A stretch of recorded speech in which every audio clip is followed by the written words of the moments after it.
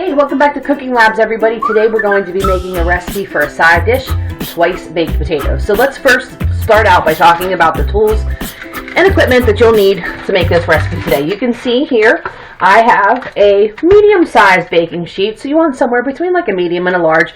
And you can see that I already have my baking sheet lined with aluminum foil. You also are going to need a couple of different utensils. So with me today, you can hear them clanging in the background. I have a fork that's going to help me pierce the potatoes so that steam can escape when they're baking in the oven. I have a spoon that'll help me fill the potato skins with my potato filling. And I also have a fairly sharp knife and a cutting board that's going to help me cut the potatoes in half so they're ready to be scooped and filled. Okay, in addition to these items, I also have with me today a medium to large size mixing bowl. I also have a mixing spoon that's going to help us mix our potato filling together. I have this tool with me today. This is a potato masher. You might have one of these at home. It just helps mash the filling of the potatoes. If you don't have one of these, you'll be okay. You can mash those potatoes up with a fork. If you have one of these, it's just going to help the job go a little bit more smoothly. And I've got a variety of measuring cups and spoons. So I'm going to need the 1/4 teaspoon, the 1/2 teaspoon. I have my tablespoon along with me today. I have a couple different sizes of my measuring cups. I've got my 1/2. I've got my 1/4. So I'm ready to go with all of my measuring tools. The last thing I need is my oven. And of course, for safety, you want to make sure you have a pot holder or an oven mitt to keep your hands safe when you're removing that hot pan from the oven. Okay, we're going to come back and talk about the ingredients that we need for our twice baked potatoes.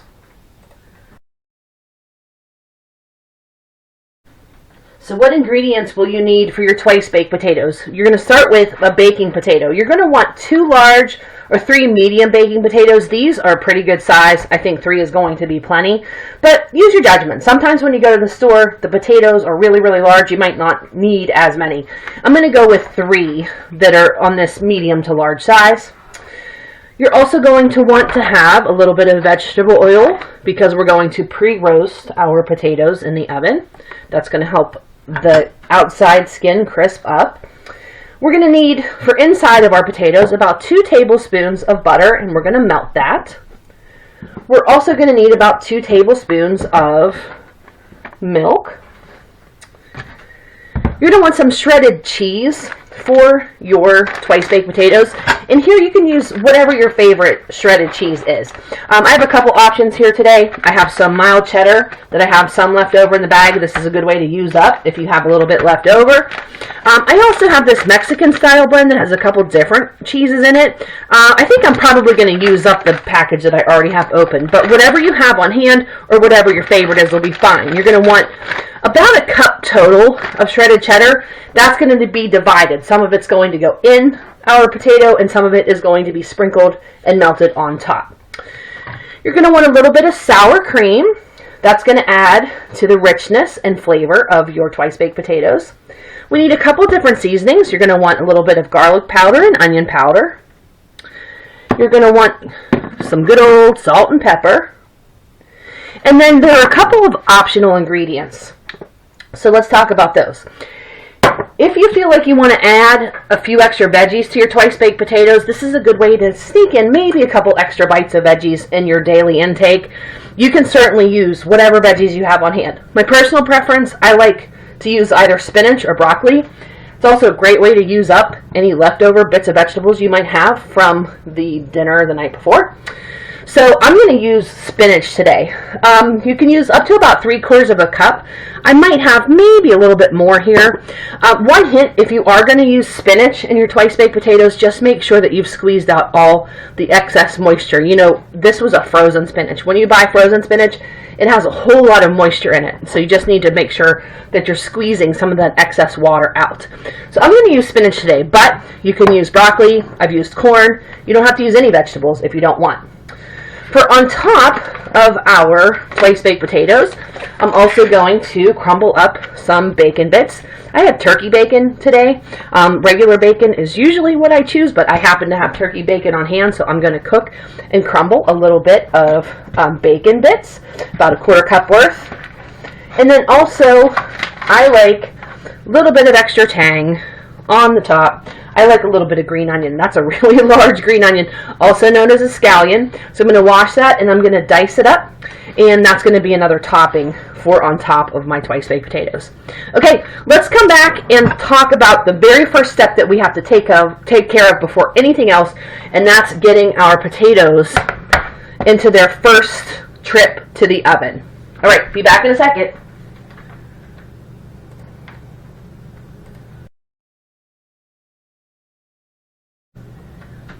Alright, step one to making our twice baked potatoes is the first bake, right? So twice baked, so here comes the first bake. What we have to do is take our potatoes now.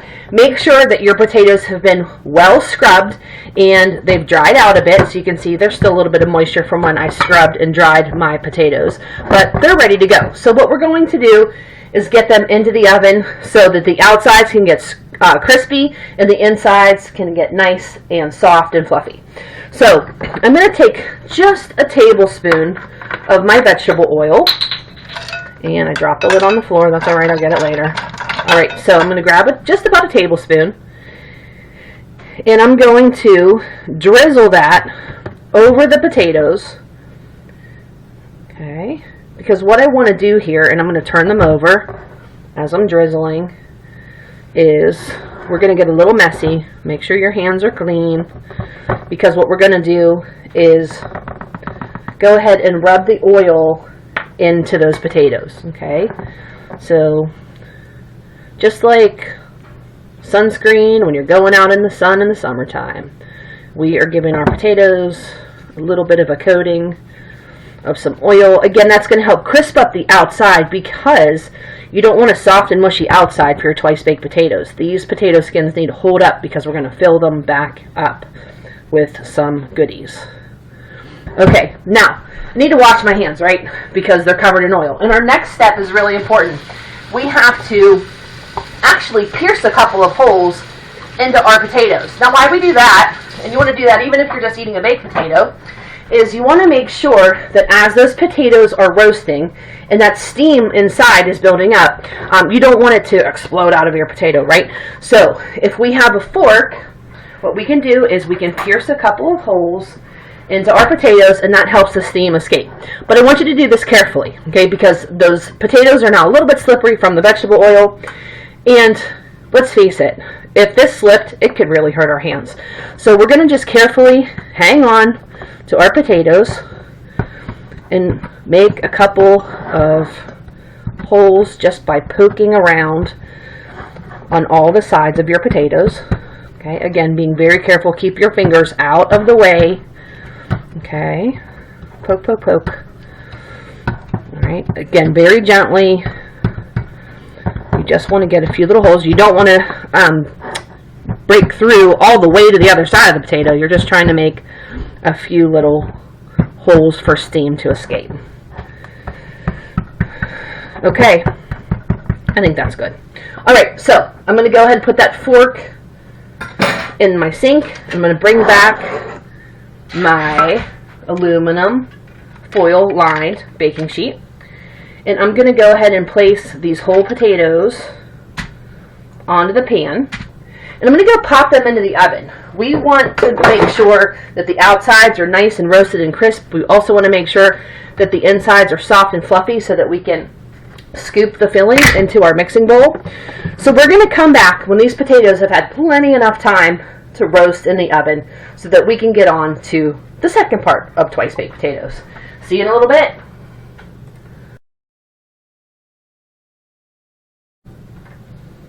Okay, just want you to see, our potatoes are out of the oven. It's been about 55 minutes in my oven at 400 degrees, and I don't know if you can tell, but they're kind of still like whistling and even sizzling a little bit, but they're way too hot for us to continue with this recipe right now. We definitely have to let them cool down a bit so that we can handle them and slice them in half to get to the inside of our potatoes.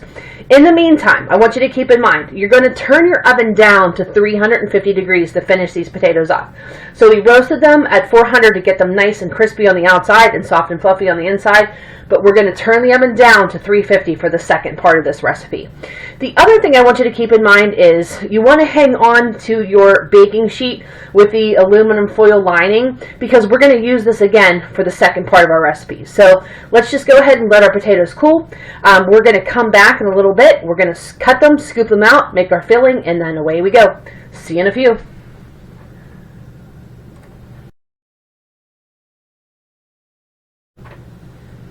Okay, I've let these potatoes cool for about 10 minutes, and they're still really hot on the inside, but they've cooled down enough so that I can handle them on the outside. So what I'm going to do is I'm going to help the cooling process along even further. So I'm going to transfer this potato over to my cutting board, and I'm going to go ahead and cut these in half. And that's just to let some of that hot steam escape, okay? But remember, these are still very hot, so we don't want to risk getting burned. We're going to keep our fingers as far away from the potato as possible, and also still being very careful with our sharp knife. Now what I want you to do is make a cut halfway through lengthwise, okay? And you want to get them as even as possible.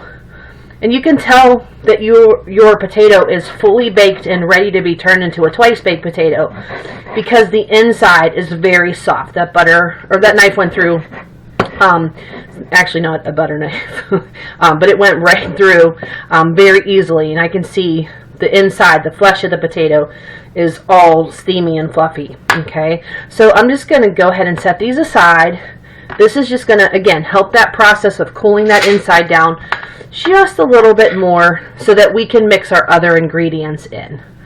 Okay, so I'm going to do that with my second potato. Again, slicing right through so I know that potato is very well done on the inside. Okay, make your slice the whole way through. Okay, there it is. Okay, and the last guy. You can see, I'm not sure actually if you can see on the camera or not, but there is a lot of steam coming up off of these potatoes because they're super hot. So let me move him aside for a second. Okay, let's get this guy. I'm going to do him on his side so that he sits nice and steady when we fill him. Okay, there we go. So we have to continue this cooling process. In fact, when you're making twice-baked potatoes, if you have an opportunity to bake your potatoes well in advance so they're completely cooled, that's great.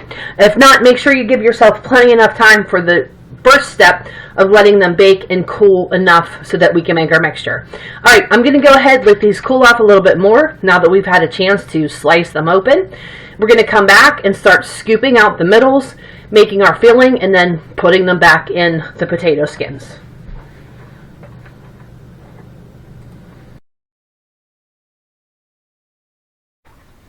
Okay, finally, we've been patient, but my potatoes are now cool enough for me to handle so that I can scoop out the insides.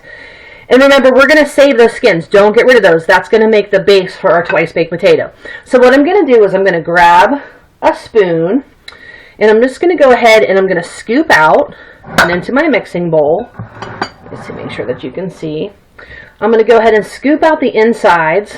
You want to leave a little bit of potato around the skin just so that it stays strong enough to hold the filling when we put the filling back in. Okay, so don't take it all the way down. Leave a little bit of that fluffy white potato flesh in there. Okay, just like that would be perfect. Okay, so in the interest of time, what I did while I was waiting for my potatoes to cool is I went ahead and I pre-measured some of my ingredients that are going to go into my filling. So that's going to save us a little bit of time. But these twice-baked potatoes definitely require a bit of patience.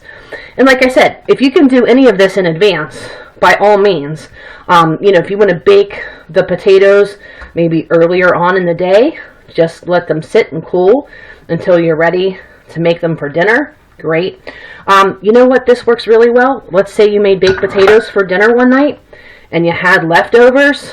You can turn your leftover plain baked potatoes into a twice-baked potato, and they're already roasted for you. Okay, so you're seeing how I'm leaving just a little bit of the white part of the potato, the flesh of that potato on the edge. Okay. And the spoon is like the perfect tool for this because it just gets right in there, fits right in. And listen, if you happen to tear your potato skin at all, don't worry about it. They will be fine. I've done this plenty of times where I accidentally made a tear too deep into the potato, and it still works out okay. You can still feel them, and you can still have a good twice-baked potato, and you'll never know the difference. Okay, so there's my potato flesh, right? All steamy, warm, fluffy, ready to go. So what I want to do is I'm going to bring back my baking pan, and just for right now, so that I know my potato skins are safe, I'm going to go ahead and I'm going to place those back on that baking sheet that we used to roast them. And if you are using a leftover baked potato, just go ahead and line another baking sheet as you need with foil. Alright, so I'm going to set this aside for right now because we want to concentrate on our mixture. So I'm going to leave my spoon handy, but remember, I might also bring out this good old potato masher if I get too many chunks of potato that are too big. So I'm going to hang on to those, and in the meantime, I'm going to start adding all of my other ingredients. And we're going to start with 2 tablespoons of melted butter.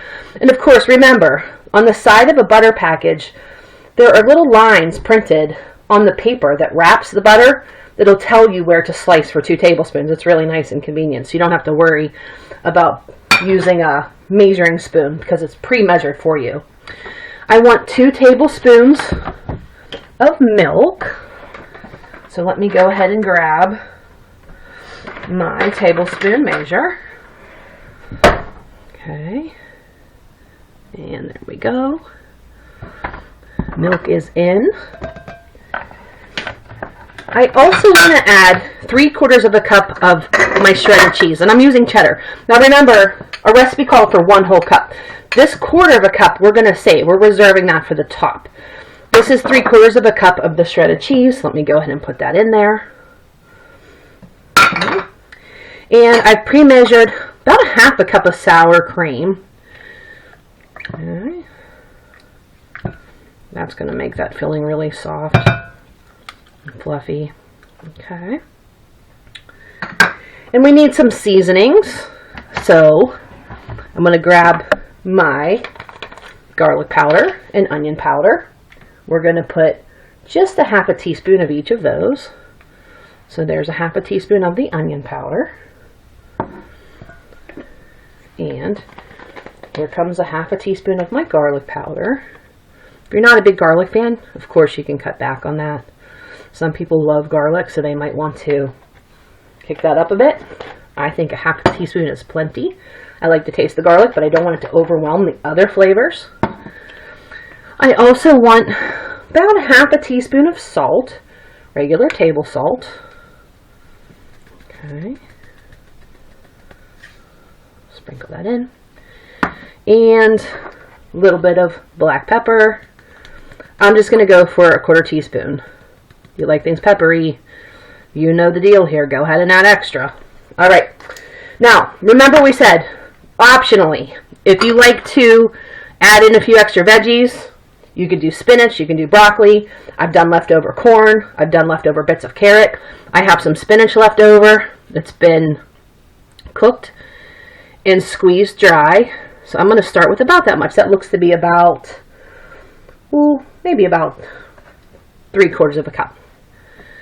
Okay, and now we're going to start mixing. So I'm going to grab that big mixing spoon. Remember, I'm keeping my masher handy in case I need to mash through any big bits of potato. Other than that, I'm just going to use muscle power. Okay. Now, we don't want to overmix these, because sometimes when people overmix a baked potato or a boiled potato, they can get a little gluey, a little pasty. That's not really what we want. We want to keep a good, fluffy inside to our twice-baked potato. Okay, so we're not going to over mash or over mix. We just want to make sure that all of our seasonings are spread evenly throughout the filling. and then we don't have any major lumps of potato. So I'm going to go ahead, just for good measure, and I'm going to give 1 or 2 or 3 little final mashy mushies, and make sure that there aren't gigantic pieces of potato. All right, looking good. And you know, I kind of also like having the spinach in there just to lighten it up. It's a rich side dish. You know, you've got cheese, you've got butter, you've got sour cream.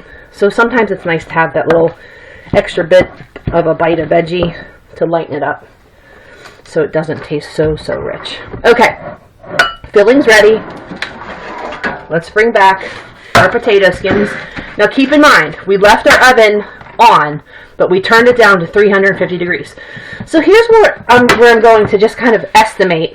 I have 6 potato halves, so I want to divide this mixture into probably about 6 even portions. Now some of my potato skins are a little bit bigger than others, so that's why I said probably.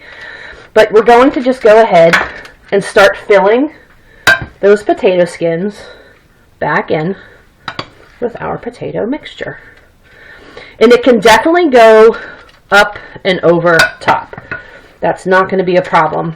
This isn't a recipe that's going to bubble up and boil over. Okay, so it can go up a little higher. This guy's having trouble standing up, so I'm just going to let him lean on the potato next door to him. Okay, and we'll just keep filling. I got 2 more to go. And again, just try to do them as evenly as possible.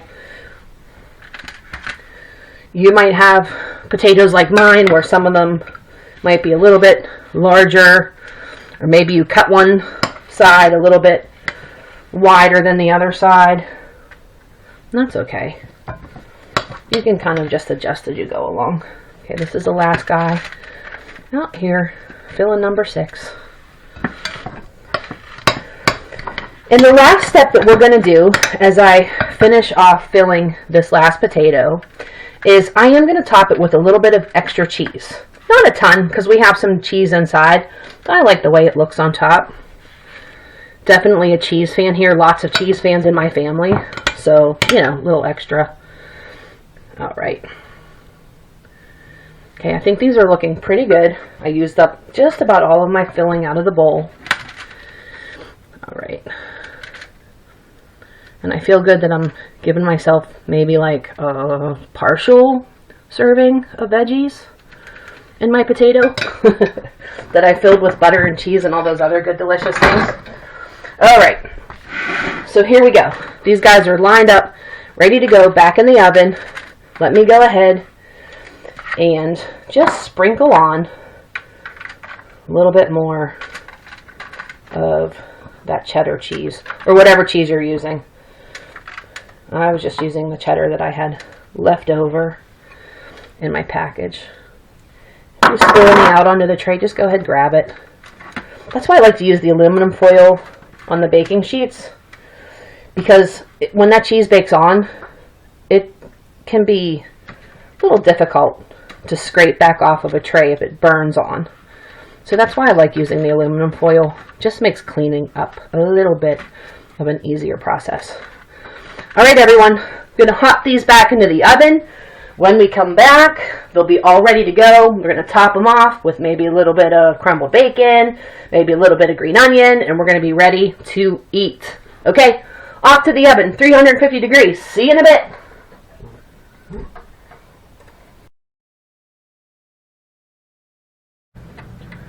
Our patience has finally paid off with our twice-baked potatoes. Here they are, everybody. Straight out of the oven. Took about another 15 minutes, because really what we're trying to do is warm up that filling, get that cheese nice and melty inside of those potatoes, and all that's left to do now is serve them up. So I have a little plate here. I've got a fork. Now keep in mind, these are still going to be pretty hot. They just came out of the oven, so let them cool long enough for you to handle them before you serve them. I'm going to place one on my plate right here like this, and toppings are up to you. They're optional. You can eat it just like this. You could maybe put another dollop of sour cream on there. I'm going to go for my couple of bits of turkey bacon that I have crumbled up here. And I'm going to add a couple bits of green onion. Yep, looks good. Alright everyone, keep in mind you can eat these all by themselves. They're really a good meal. They're really a great way to use up any leftovers that you might have. Leftover veggies, leftover baked potatoes, if you have some extra cheese sitting around in your fridge. Great way to use up some of those items. So, I hope you get a chance to try this recipe for twice baked potato. If you do, let us know how it turned out. Can't wait to hear all about it. Enjoy those twice baked potatoes, everybody, and have a great day.